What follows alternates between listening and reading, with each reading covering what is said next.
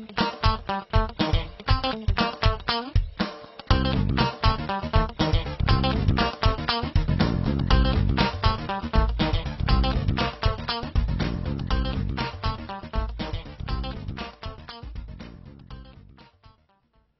folks, how you doing? Jeff C here. It is still Monday, September the 16th, and it's been a crazy day for news. While all this news is coming in about the shooting that happened at the Navy Yards, the Navy Yard shooting there with the two reporters that were laughing it up, or the witness and the reporter that were laughing it up that I put up earlier, there was another incident at the White House. And lo and behold, would you believe that they were reporting in mainstream media that shots were fired? So, let's take a look at this video here. This incident at the White House, which looks like the uniformed officers took down that man. Ed Henry standing by on the lawn. Ed?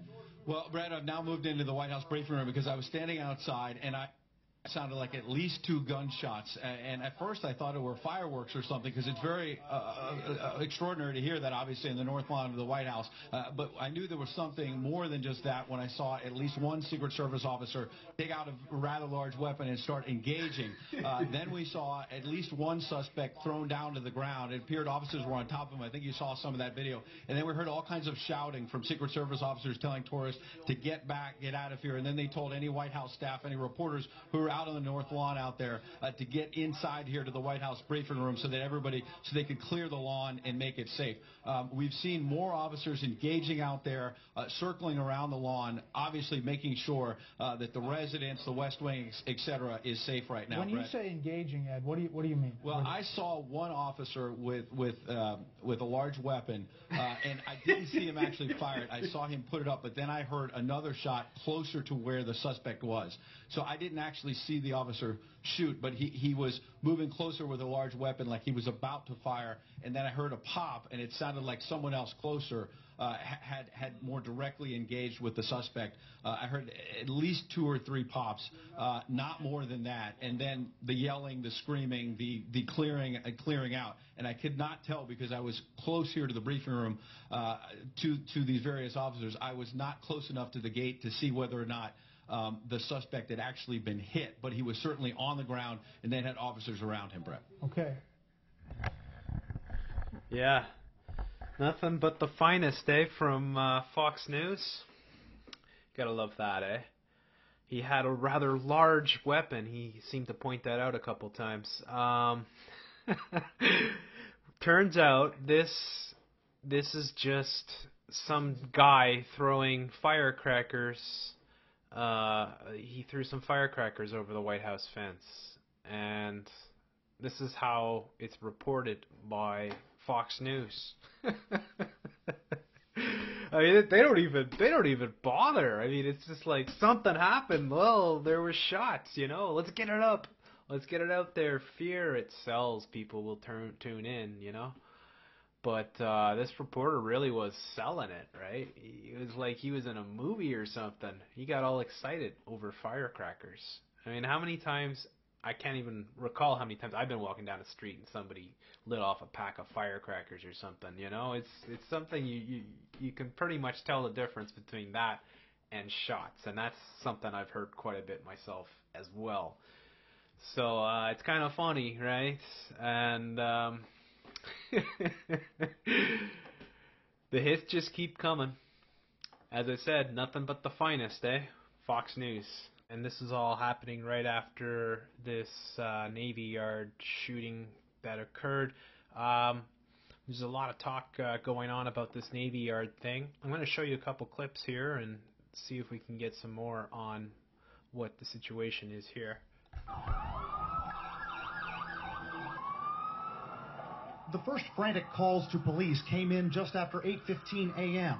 Shots fired. Several people injured at the U.S. Navy Yard. I heard 3 shots. Pow, pow, pow. 30 seconds later, I heard 4 more shots, and a couple of us that were in the cafeteria knew they were shots, and we started panicking. I know that I lost a friend today. I lost someone who I had served with in the Pentagon years ago with, I believe, to be one of the fatalities. As he came around the corner, he aimed his gun at us, and he fired at least 2 or 3 shots. 3,000 people work at the facility just miles from the White House and the Capitol.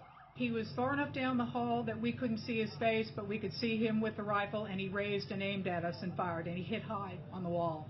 Security was tightened around the capital city. Schools locked down. Reagan National Airport grounded all air traffic. 9:56 a.m. President Obama is briefed by his Homeland Security and counterterrorism team. Eyewitnesses like Commander Tim Juris told horrific tales. Juris was talking to a man who was shot right in front of him. He walked up and told me that he heard that there was a shooter in our building. And we were just standing here maybe 3 feet away having a conversation, and then we heard 2 more gunshots, and he went down, and that's when I ran. The reports of the victims, it had to be a semi-automatic because they're talking about gunshots that they heard in rapid succession. President Obama called the shooting a cowardly act.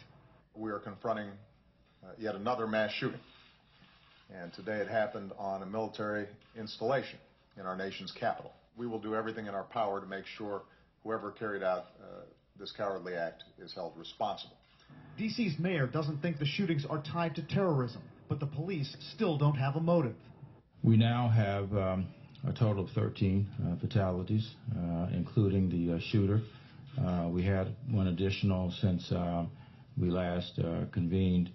That there was one of the victims who died at a hospital. I'm going to put on a little bit more here. There's kind of a bizarre interview here on CNN. I'm standing here with the man who used to have the job that Valerie Parlay, who is the assistant director in charge of the Washington field office for the FBI, had. Sean Henry. Sean, give us a breakdown of what the FBI is doing right now. They've identified the dead shooter. He is 34-year-old Aaron Alexis of Fort Worth, Texas. They put pictures of him on the website. The evidence response team is going into the scene of the crime. What is the job of the FBI right now? Well, first and foremost, they want to make sure public safety is intact. They'll be looking to make sure there are no other shooters, there's no other co-conspirators that were working with Alexis. The way they'll do that is they'll start to, after they identify him, go out and interview people that know him, relatives, associates, business colleagues. They'll look to execute search warrants on his residence and his vehicle.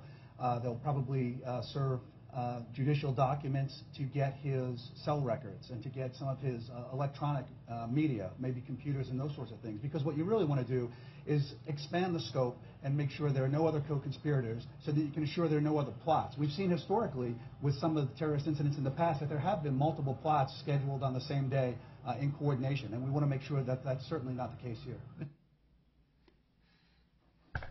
I found that guy to be very weird. If you see here, when he first starts to interview him, his head is moving around quite bizarre. Let's see if I get that. When they show him, yeah, there, he does it there. He seems to be quite nervous in a way. I don't know, and he's new on the job, and could just be more bullshit. But I thought he was bizarre. There he goes again. It's like he's got some uncontrollable nodding problem.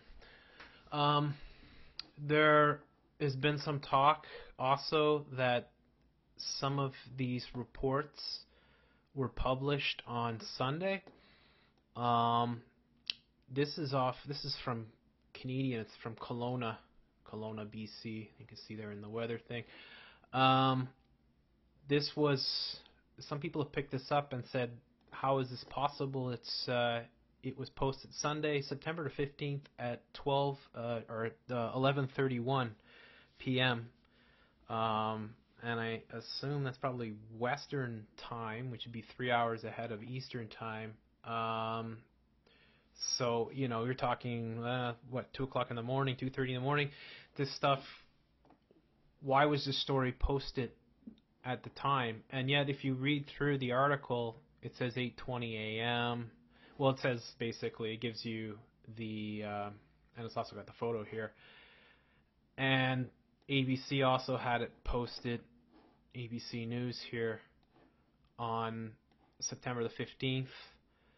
And we saw this again with Sandy Hook. There was a lot of it. It was one of these things I didn't want to go down to go through at the time because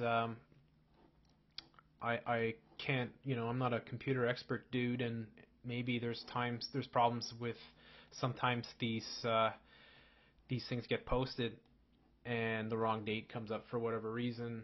But it is bizarre, and people are going crazy with it again, sort of thing. So it's something to look at. I mean, I'm sure there's probably an explanation for it, but then again, maybe they are creating these stories and putting them out just a little bit too quickly, and they're getting on the wire or whatever, and other careers are picking them up. But you'd have to think that a story like that, if it got on the AP, a lot of people would pick it up, and it would be all over the place. So if this really was posted, I'd be surprised. But who knows, right? Could be another reason why.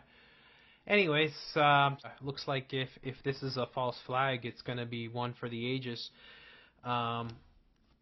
This could be a great way to distract people from a lot of what's going on. I know in Boulder, Colorado, there's thousands of people missing, perhaps. Terrible natural disaster going on there. We of course have the situation in Syria, which is not really going away or anything. So, there, of course, the problems with the banks are always there, hidden at the same time. So there's probably a lot more going on that we're not going to be looking at because we'll all be looking at this thing. But it needs to be looked at, and as I said before, it's starting to look like it could be a false flag. So let me know what you think, and if you get any more information, leave it in the comments below. Have a good one.